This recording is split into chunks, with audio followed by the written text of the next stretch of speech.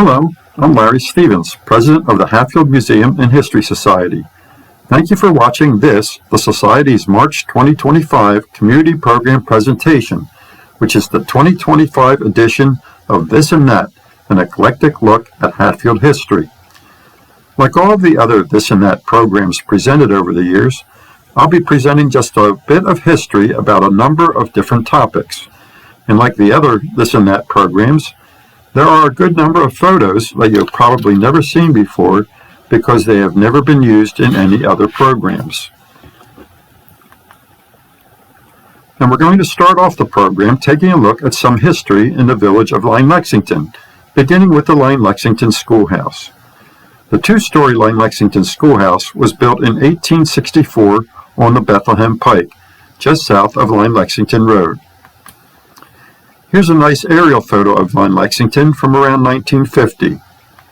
Here is Line Lexington Road coming out to meet the old Bethlehem Pike. And you can see the school there in the background.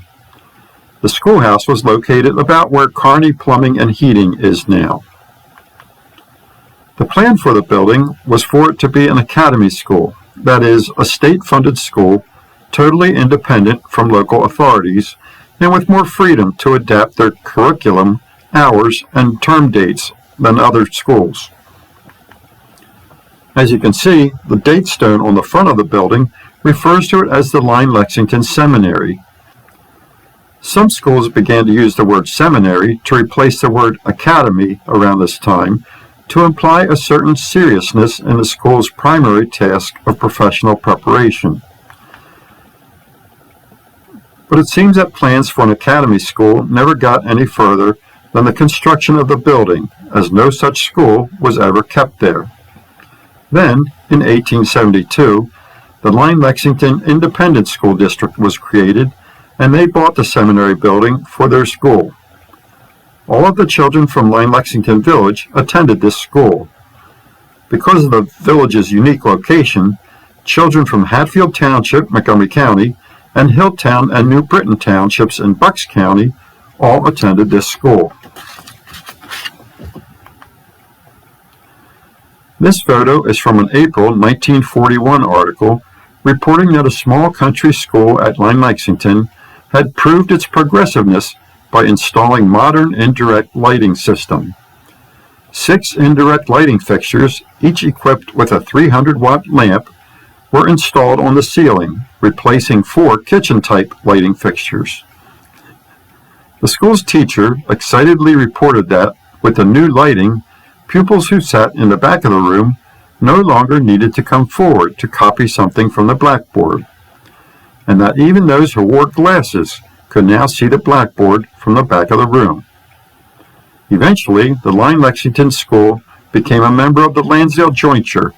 The schoolhouse was closed and the building was demolished in the mid-1960s.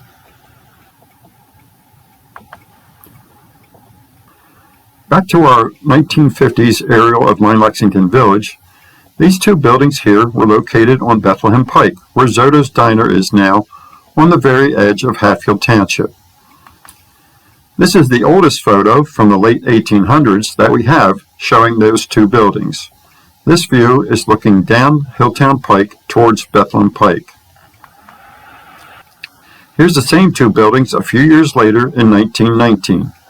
This is looking north along the county line. Notice the automobiles getting filled up at the gas pump in front of George Moyer's store. Back in the 50s and 60s, these buildings were home to the Lexington Auto and Hardware Company, which also sold toys and farm and lawn supplies. This is another view, again looking north along the County Line Road. The old buildings were demolished in the early 1970s, and in 1973, Zoto's Family Restaurant was built on the site.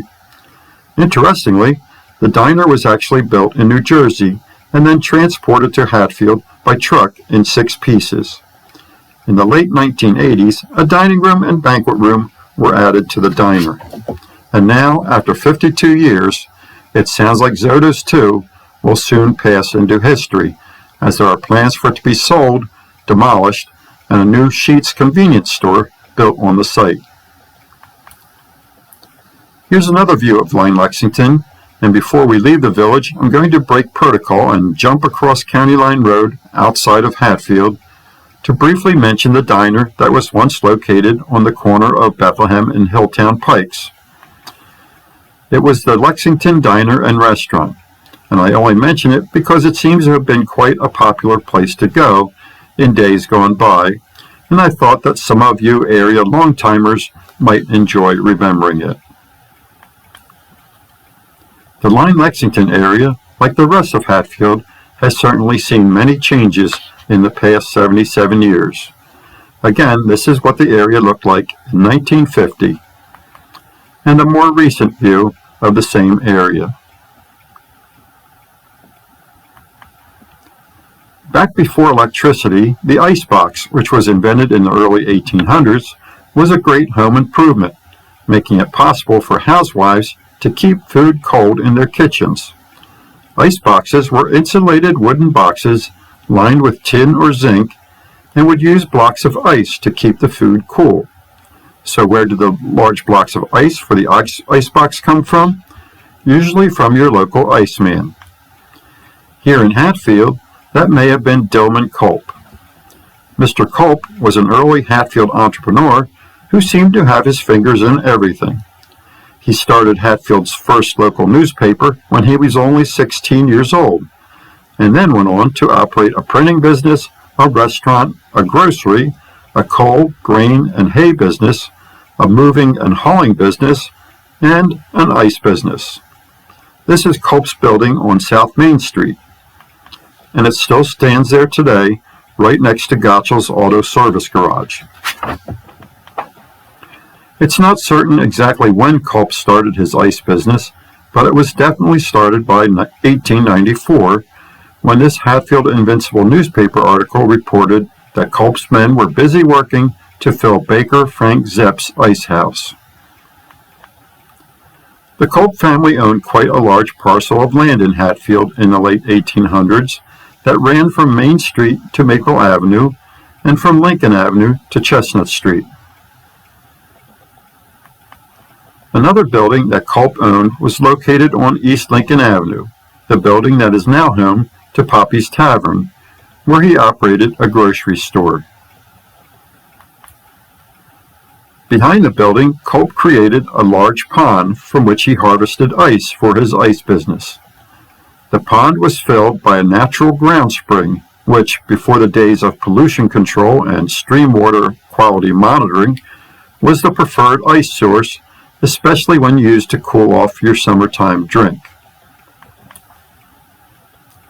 Here's an early 1900s newspaper advertisement for Culp's Clear Spring Water Ice. The process of ice making, of course, took place during the coldest part of the winter. By the end of January, it was hoped that the ice on ponds would be a sufficient thickness to cut and store. The thicker the ice was, the more efficient the ice harvesting would be. But from newspaper articles that I found, it seems that 4 to 6 inches was about what could be expected in this area. The first job in the process was to clear any snow from the top of the pond ice. Next, a horse would pull an ice plow over the pond, making grooves in the ice, typically 24 inches apart and up to 4 inches deep. This photo quality isn't great, but it shows Dillman Culp's crew hard at work plowing his ice pond around 1910. Here's a sharper photograph of another ice harvesting operation where you can see the grid lines cut by the ice plow. And here's a close-up of an ice plow. Once the surface of the ice was grooved into a checkerboard-like pattern, the cutting operation could begin, and men would start sawing through the ice using the plowed grooves as a sawing guide. This is a section of a 1914 map that shows Culp's ice pond and his ice house. Once cut, the blocks of ice were then floated down to the south end of the pond, where they were placed on an ice chute to the ice house for storage. The goal was for the stored ice blocks to last through the summer, so they needed to be well insulated. Beneath the first layer of ice, several inches of straw or sawdust were laid down, and then between each layer of ice, more straw or sawdust would be applied to keep the blocks from freezing together. Ice deliveries back then were, of course, made by a horse-drawn wagon. This photo shows a D.L.O. Culp ice wagon making a delivery to a Line Lexington hotel. The number 5 on the wagon seems to indicate that Culp had a good-sized delivery fleet. As electricity became more widely available through the 20th century, ice boxes were replaced by electric refrigerators in virtually every home, and the labor-intensive ice harvesting industry soon fell by the wayside. Although Hatfield's first Boy Scout troop was established in 1921, it wasn't until 1953 that the Boy Scout cabin was constructed off of Coffle Road on ground donated by the Hatfield American Legion. The cabin project was accomplished very economically through the generosity of area businesses and some creative recycling. The cement work for the foundation was provided by Nice Crete of Lansdale, and the cabin itself was constructed of old wooden track ties from the Liberty Bell trolley line that ran through Hatfield until 1951. The roof came from the estate of George S. Snyder, who also provided trucks to move the materials for the cabins. Telephone poles used in the construction were provided by the Bell Telephone Company, and the stone for the fireplace came from a small, dilapidated barn near Skipback. But for me, one of the most fascinating features of the cabin, historically speaking, are the 2 hanging wheel light fixtures inside the cabin. These light fixtures were made from the wooden wheels of the Hatfield Volunteer Fire Company's very first firefighting apparatus. We don't have any good photographs of the engine, but here is an advertisement picture showing the Hatfield Fire Company's first piece of equipment, a 1910 Hayward chemical engine. This is the only known photograph of the actual chemical engine, although very little of it can be seen in this 1912 photo. So I think it's great that some of the Hatfield Fire Company's earliest history lives on, hanging from the ceiling of the Hatfield Boy Scout cabin. As I said, the Scout cabin was built from the wooden ties of the old trolley tracks that ran through Hatfield. And there are at least 2 other structures, 2 sheds, still standing in Hatfield that were also constructed from the old wooden trolley track ties. For you Hatfield longtimers, one is on the former Paul Quintrell property on Maple Avenue, and the other is on the former Katie Algard property on East Vine Street. 2 little buildings with an interesting history connected to the trolley line that once ran through Hatfield almost 75 years ago. By now, most of you are aware that back in the late 1800s, up until 1928, Hatfield held the distinction of being known as Turkey Town because of the large turkey auctions that were held in town during that time. And one man, Milton Berger Benner, was such a famous auctioneer at those sales that he was known as the Turkey King. But you probably didn't know that Hatfield was once home to the Corn King. 18-year-old Willard S. Schwager purchased a farm on the southeast corner of Funk and Durstein Roads in 1933. He farmed the land for many years and did all right, although his yields were unspectacular. Then, in 1950, his neighbor, the Hatfield Packing Company, offered to give him all of the hog bristles he could want to use as fertilizer. Schwager applied the nitrogen-rich bristles to a 12-acre cornfield and was rewarded with a bumper crop that turned out to be Pennsylvania's highest yield of corn per acre for that year, 137.4 bushels. In recognition of his success, the 35-year-old Schwager was invited to the Pennsylvania State Farm Show in Harrisburg, where he was given a trophy, a certificate, and the title Corn King of Pennsylvania. There's nothing remarkable about these next two photos except that they are a snapshot of farm life in Hatfield Township in the 1940s. The family of late society member Forrest Kerr moved in 1940 from Philadelphia to a 50-acre farm at Durstein and Elroy Roads, just down the road from the Corn King, when Forrest was 8 years old.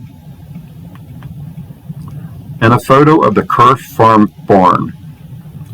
The family operated a dairy farm on the property for many years. While farming was the lifeblood of Hatfield Township for most of its 280-plus year history, it was the textile industry that was Hatfield Borough's lifeblood for many years. The numerous textile manufacturing businesses in Hatfield Borough helped to put bread on the table of many Hatfield community families over the years. Jacob H. Crothamel bought a house on South Main Street, south of Vine Street, in 1876 and established a tailoring business in his barn where he made men's suits. This is a photo of quite a large Crothamel family gathering posing in front of the Main Street house. The house still stands today and looks very much the same. Unfortunately, his tailor shop was destroyed by fire in 1889, but he rebuilt a new shop behind his home, this one made of brick. By 1908, Crothamel's business had grown to become the Jacob Crothamel Clothing Manufacturing Company, as shown on this 1908 Sanborn fire insurance map. Almost across the street, Adam Guthier also operated a small clothing manufacturing business in a barn behind his home. But it was the construction of this building in 1908 on East Broad Street on the west side of the Little Neshaminy Creek that marked the beginning of the borough growing into a true textile town.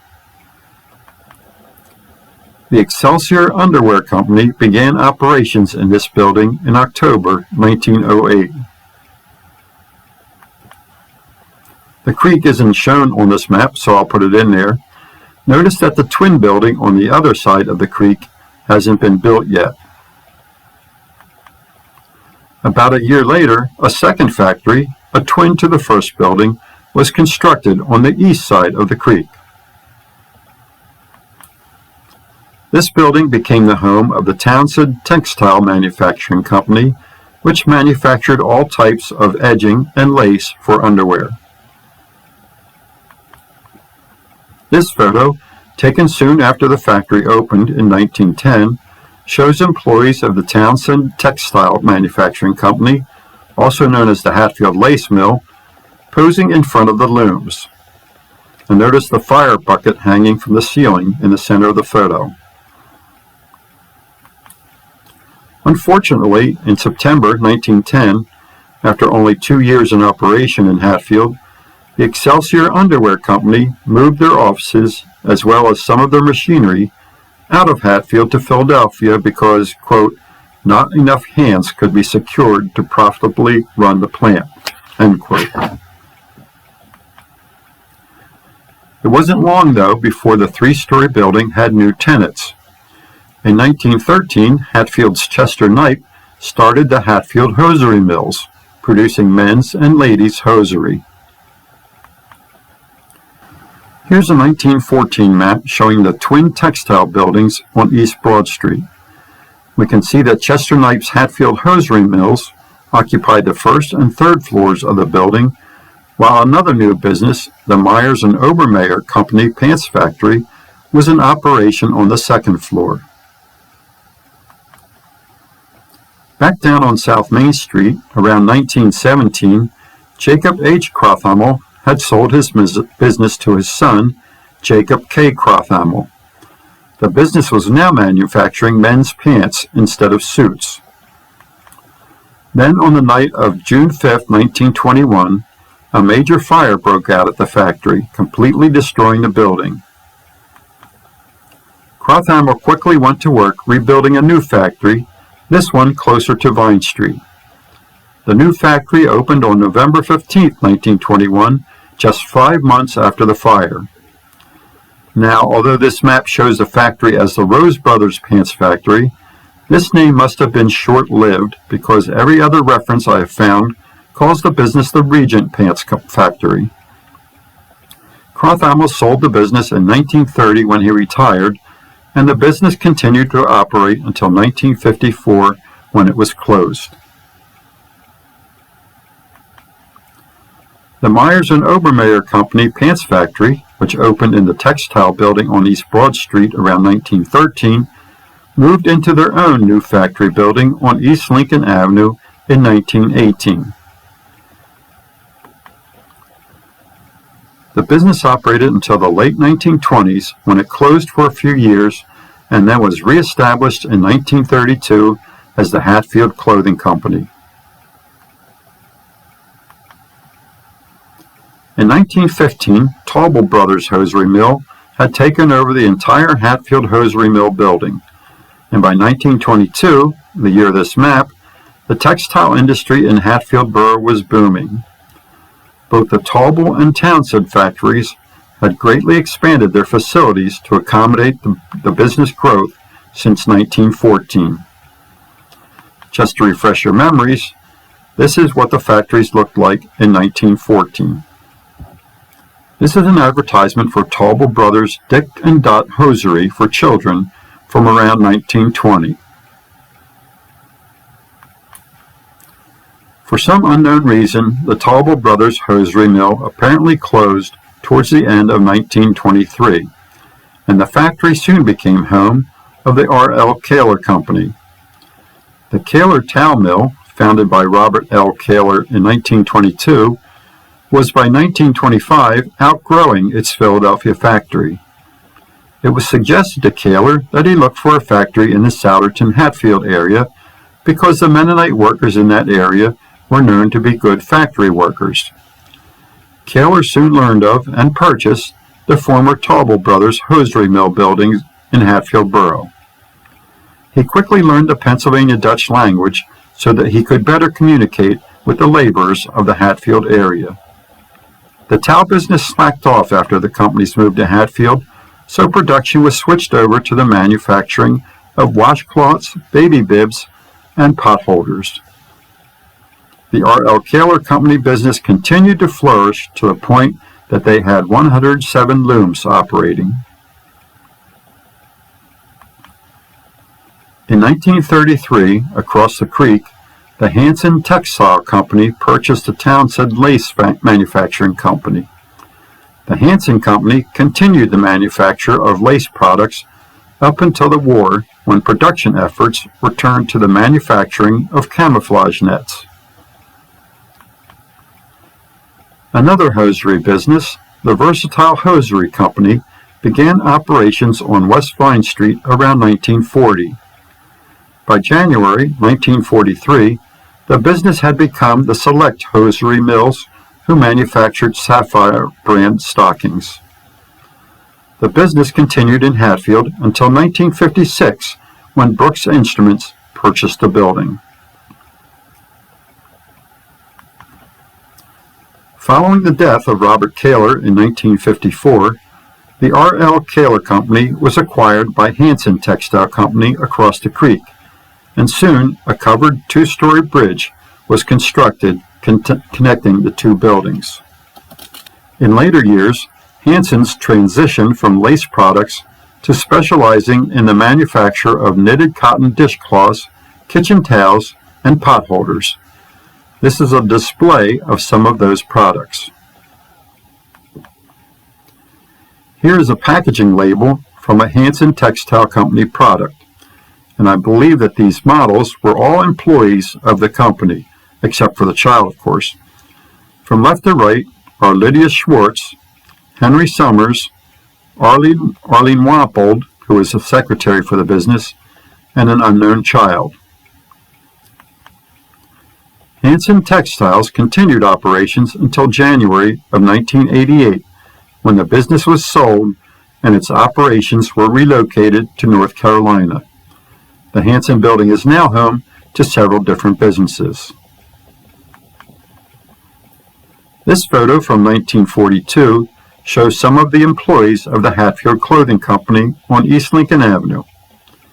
In 1971, the Hatfield Clothing Company became Hatfield Trousers, and that business continued its operations until 2000, when Hatfield Borough's last surviving textile manufacturer was finally closed.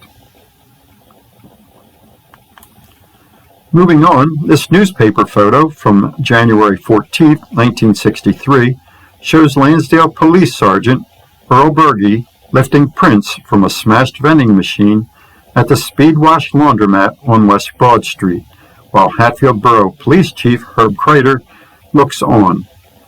Several vending and change machines at the business had been broken into overnight, with candy, cigarettes, soda, and money being stolen. This year, Penfield Middle School is celebrating its 50th anniversary. The school, previously Penfield Junior High School, opened in the fall of 1964. This newspaper photo shows school principal Gerald Kriebel greeting two new 7th grade students, 12-year-old twins, Eileen and Maureen Byrne, to the new school. And here's a 1964 aerial photo of the new junior high school.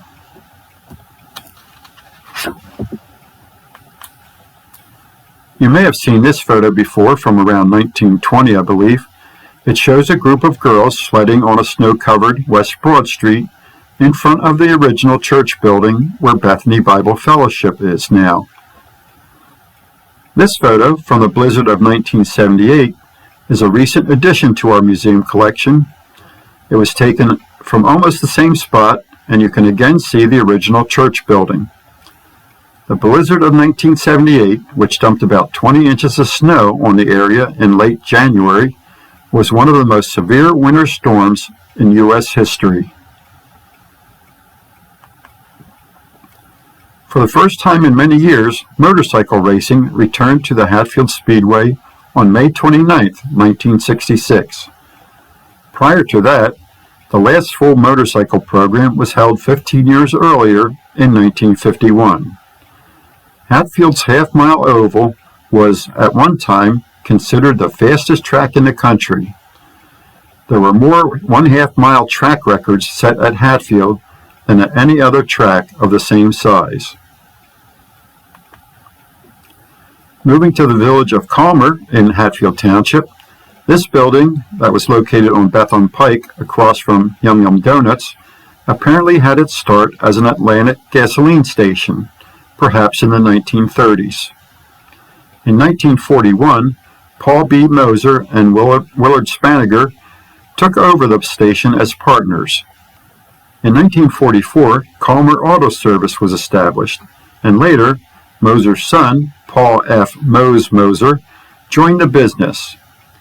Longtimers will also remember Charles Smitty Smith, who was also a mechanic for Calmer Auto for many years.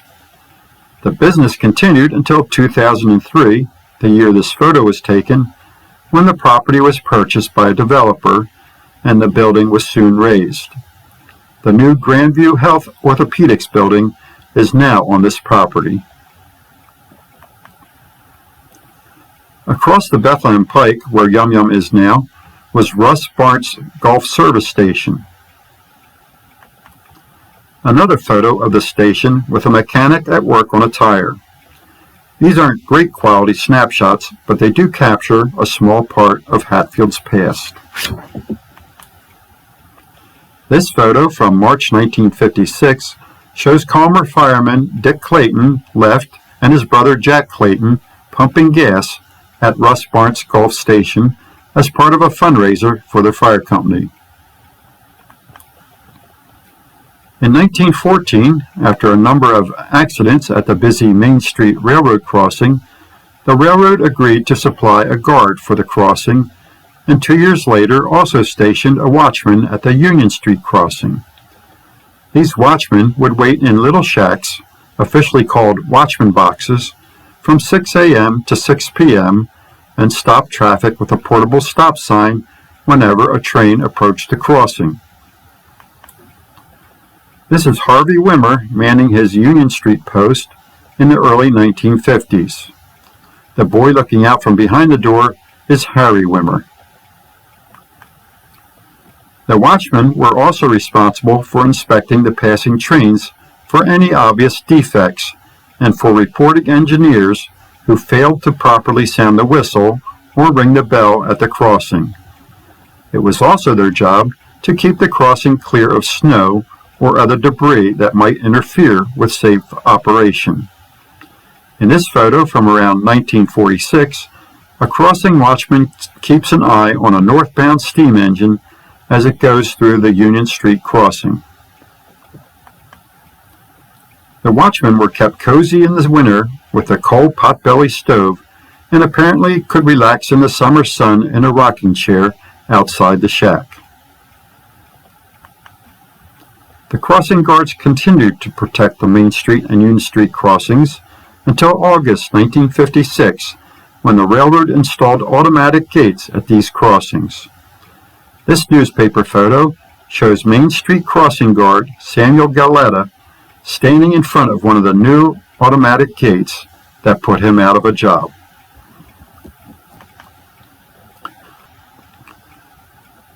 This is simply a nice 1962 newspaper advertisement for Rosenberger's Dairy's milk that takes you back to a different time.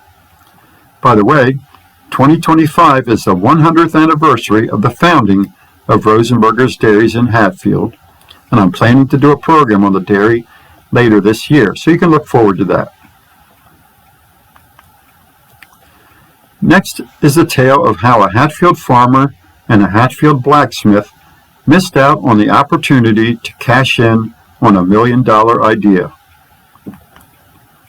Sometime around 1870, Joseph Eiche, a well-to-do Hatfield farmer who lived on a 42-acre farm on West Orvilla Road, not far from Cowpath Road, came up with an idea to build a danger signal to be used by the railroad, which would show open switches to the engineers of trains. Now remember, these were the early years of railroading in our area, when safety devices were few and accidents were plenty. But Mr. Eiche would need help with his idea, and he approached Jacob Riefmeyer to be his partner on the invention. Jacob Riefmeyer, a German immigrant, was an excellent gunsmith and a skilled blacksmith who lived nearby on East Orvilla Road next to the creek. Riefmeyer went to work constructing a prototype of the device in the rear of his shop, and after much toil and many tryouts, they considered their device a success. Riefmeyer and Eiche filed to patent their invention, which was granted on February 22, 1876. Here's a sketch of their patented invention. Eventually, the officials of the North Penn Railroad were contacted about the invention, and they were immediately interested. A date was set for a full demonstration of the danger signal.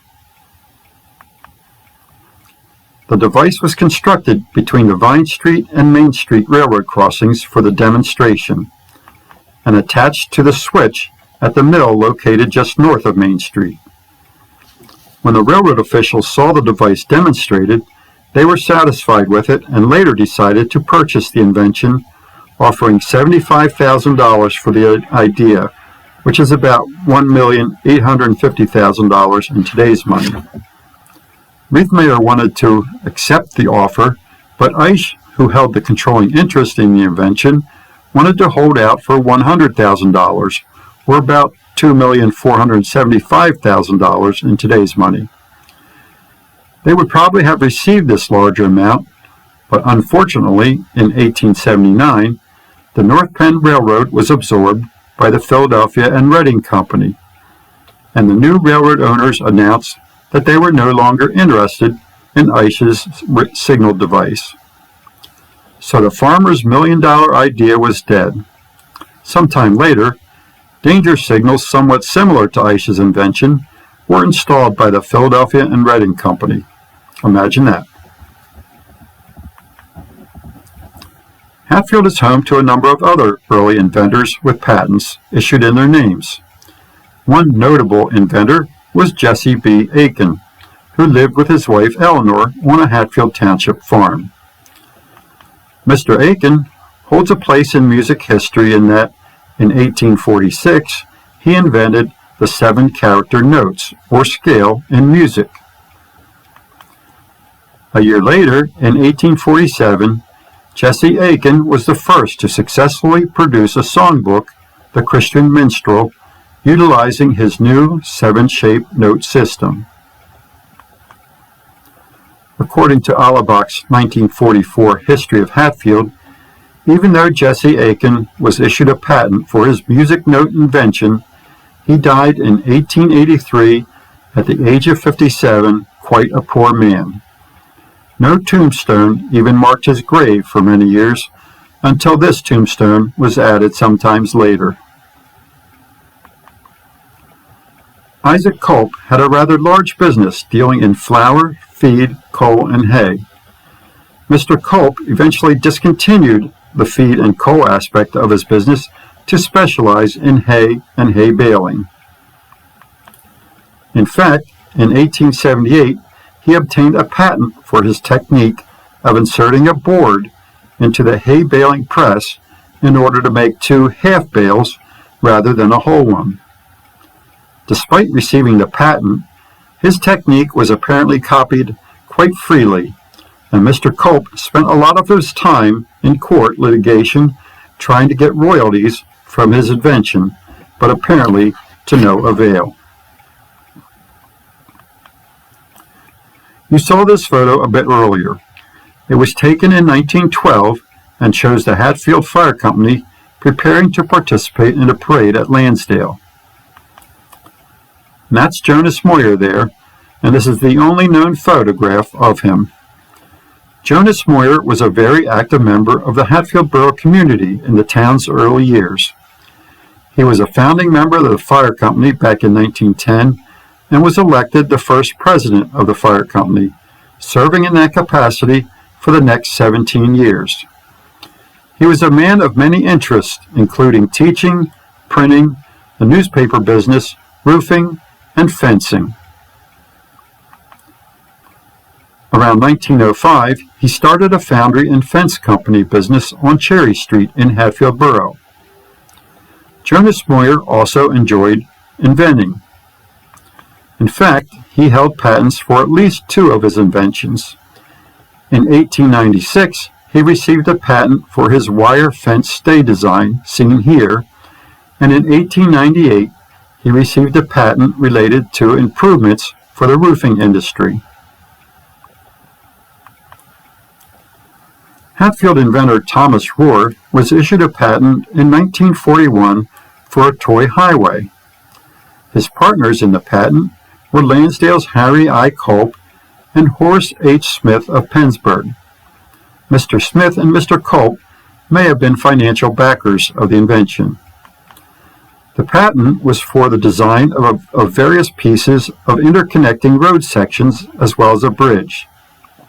One of the features of his design was that the road surfaces were covered with an adhesive which could be sprinkled with sand to give a close simulation of a highway surface, or alternatively, the road could be sprinkled with a crystal or flake-like material simulating a snow or ice-covered roadway. Isn't that clever? Folks a bit newer to the area may not be aware of the history of this building, the former Biblical Seminary building on Cowpath Road.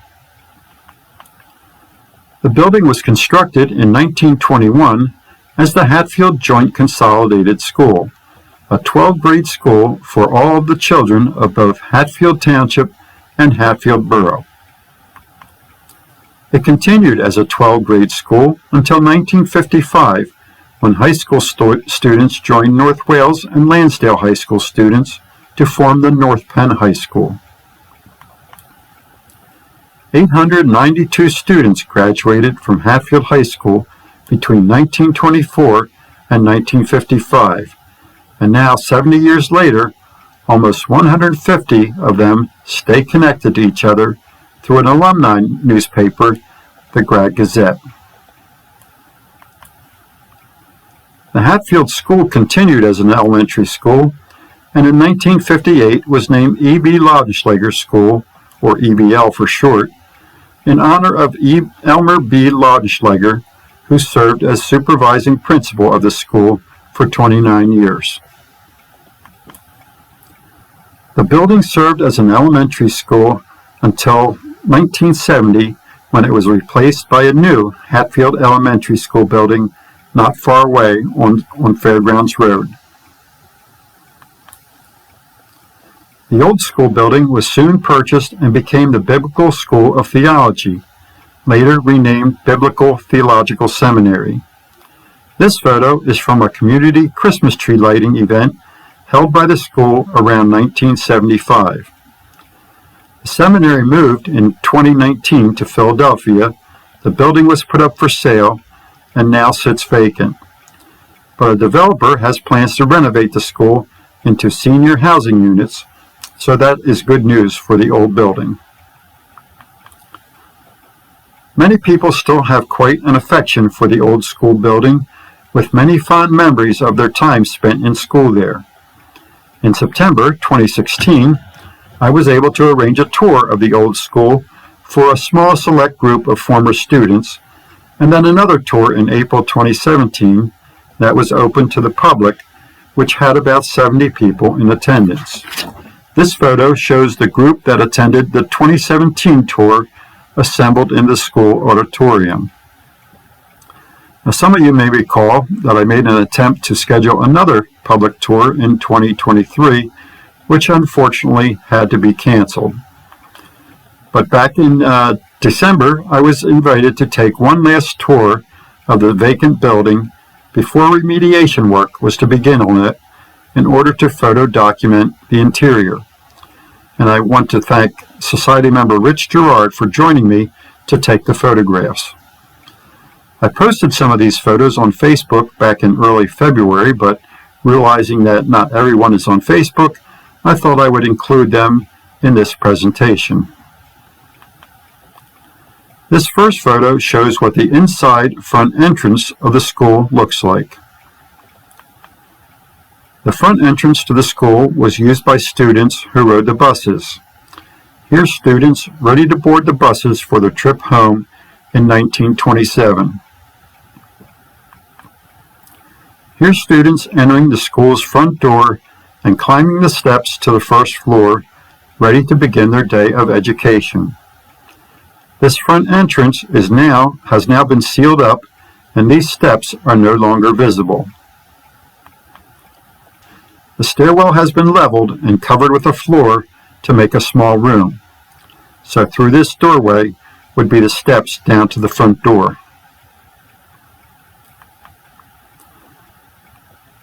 This is the first floor front hallway. The front entrance that we just looked at is on the left, halfway down the hall, and the auditorium is through those doors on the right.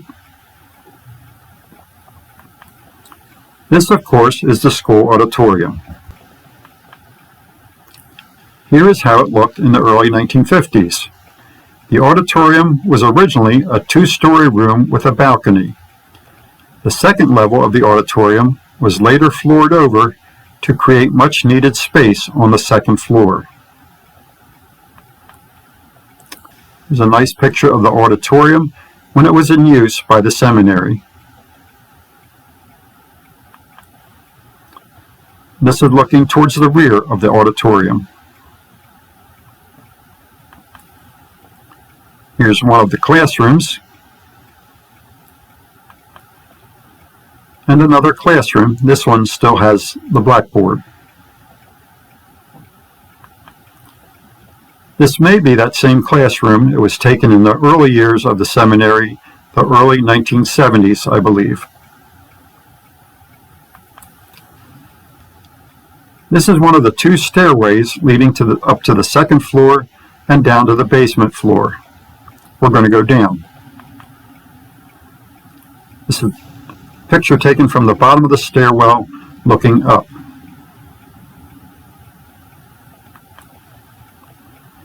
This is the old boiler room in the basement. The old boilers have long been removed, replaced by a modern HVAC system. Some may recall that this is where the chalkboard eraser cleaning machine was kept, and if you were lucky, you would be chosen to enter this forbidden room to clean the classroom's erasers. The school cafeteria and the cafeteria again, back in the 1950s, I believe, packed with students enjoying their lunch. This is a nice picture of students in line to pick up their lunch. And Society member Don Lewis enhanced this picture by colorizing it, really bringing life to it, I think. A view of the cafeteria looking towards the back of the school. Notice the curtains on the windows. You'll see them in the next photo as well. This picture was taken around 2005 during one of the seminary's Breakfast with Biblical events.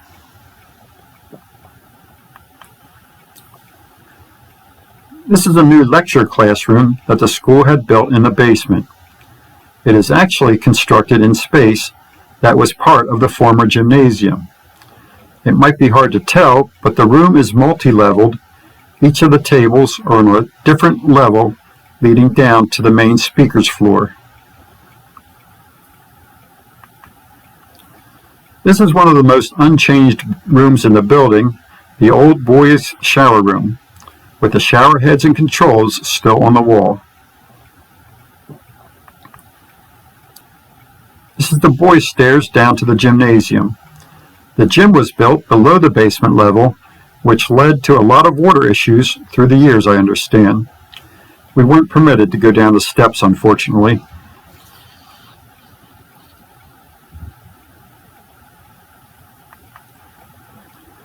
This is the band practicing in the gym in the 1950s.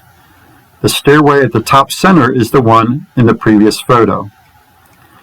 As I said, the gym was built below the basement level. The basement level of the school would be where the light-colored wall is. Here are some seminary students playing basketball in the old gymnasium before the lecture room was added.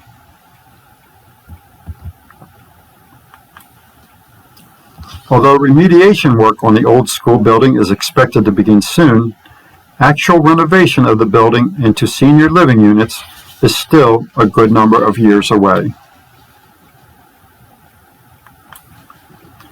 Easter will soon be here, so I'm going to close out this program with some Easter-related Hatfield history.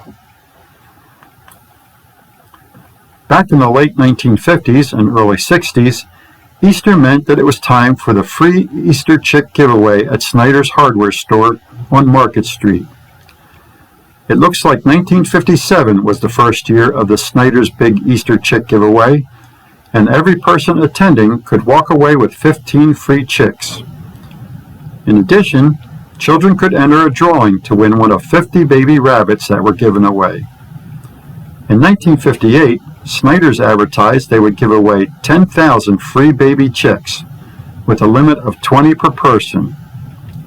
The 10,000 chicks were gone in only 2 hours, but Snyder's personnel scrambled and managed to obtain an additional 5,000 chicks, which were also quickly distributed. 4 years later, in 1962, you were limited to 15 free chicks per person, and they also had Easter rabbits available for only 99 cents and Easter ducks for 47 cents. This free chick promotion was, of course, a very clever marketing idea. Although no purchase was necessary to obtain your free chicks, the store was sure to have a good supply of Purina chicken startina on hand, a specialized feed to help you get your baby chicks through their earliest days. They also sold inexpensive feeders and waterers to help ensure that your baby Easter chicks would grow up to be nice, big, tasty chickens. It appears that 1962 was also the last year of the Snyder's Big Easter Chick giveaway, since I found no later mentions of any in our newspaper collection. The Hatfield Easter egg hunt was a long-time Hatfield tradition for many years and was started by the Hatfield Lions Club way back in 1947. And back then, they used real, dyed, hard-boiled eggs for the hunt. In the earlier years of the egg hunt, children would meet at the Hatfield Firehouse on East Broad Street before parading up to the grounds of the Hatfield Consolidated School. This 1958 newspaper photograph shows children gathering at the firehouse in anticipation of the big event. And another view of the excited crowd anticipating the egg hunt. The children would then parade up Broad Street and North Main Street to the school, where the eggs were spread out all over the school's field. This Easter parade photo, also from around 1958, shows eager egg hunters following the cars carrying the Easter egg hunt prizes. This photo was taken at North Main Street and West School Street, and that's West School Street in the background. Some of the dyed eggs would be numbered to indicate what prize would be awarded for finding that egg. In this 1956 photo, some lucky winners received their prizes. Each year, it was every child's dream that they would be the lucky one to find the elusive golden egg and win a special prize, like a giant hollow chocolate rabbit filled with jelly beans. For a few years, in the 1960s, the golden egg prize included 100 gallons of fuel oil, courtesy of George S. Snyder. For a number of years, the Hatfield Township Lions Club held its own egg hunt for the children of the township, which took place on the grounds of the Link Belt plant on Walnut Street and County Line Road. This newspaper photo from 1956 shows the Township Lions president, Carl Erickson, at left, presenting the grand prize Easter basket to the lucky winner. In the early 1970s, the Easter egg hunt was moved to the grounds of Snyder Square on Cowpath Road. By the late 1990s, the Lions, Lionesses, and their families and friends would package over 300 pounds of Easter candy into about 6,000 paper bags. There were 140 chocolate Easter bunnies and several other prizes awarded to the approximately 300 children who participated in the hunt each year. The event was later moved to School Road Park, and I believe the last Lions Easter egg hunt was held about 7 years ago. And that is our 2025 edition of This and That, an eclectic look at Hatfield history. I hope that you enjoyed it. Thanks for watching.